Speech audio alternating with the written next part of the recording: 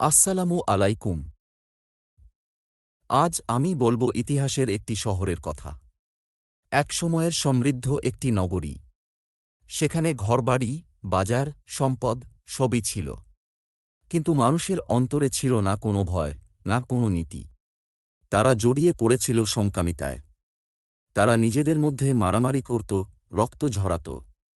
অন্যের হক নষ্ট করত, গরিবের সম্পদ লুটে নিত। জুলুম অত্যাচার চালাত দুর্বলদের উপর।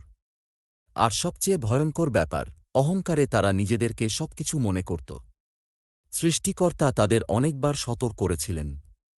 সতর্ক করতে পাঠানো হয়েছিল নেককার মানুষ, যারা বলেছিল, এই পথ ছেড়ে দাও, আলোর পথে ফিরে আসো, অন্যায় ডুবে থেকো না।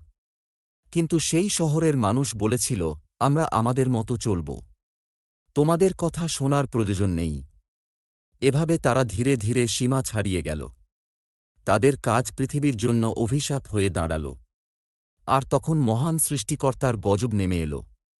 এক ভয়ঙ্কর রাতে শহরের আকাশ অন্ধকার হয়ে গেল। ভূমিকম্পে কেঁপে উঠল ভূমি।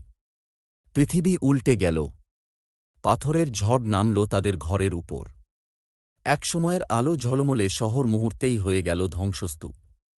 যেখানে হাসিখুশি মানুষ চলাফেরা করত, আজ সেখানে শুধু নিস্তব্ধতা আর ইতিহাসের শিক্ষা। বন্ধুরা, এই ঘটনার বার্তা খুব পরিষ্কার, অন্যায়ে ভরা জীবন কখনো টিকে না। জুলুম, অহংকার, হক নষ্ট, অশ্লীলতা, এগুলো একসময় ধ্বংস ডেকে আনে। সৃষ্টিকর্তা ধ্বংস করেছেন সেই শহরকে, আর রেখে গেছেন আমাদের জন্য শিক্ষা। আজ যদি আমরা সেই একই ভুল করি, তাহলে আমাদের পরিণতিও আলাদা হবে না। তাই আসুন, শিক্ষা নিই ইতিহাস থেকে। অন্যায় ছেড়ে আলোর পথে ফিরি। দুর্বল মানুষের পাশে দাঁড়াই। অহংকার নয়, বিনয়কে ধারণ করি। যদি মনে করেন অন্যায়ে ভরা জীবন ধ্বংস ডেকে আনে, তবে এই ভিডিও শেয়ার করুন। কমেন্টে লিখুন, আমি আলোর পথে ফিরতে চাই।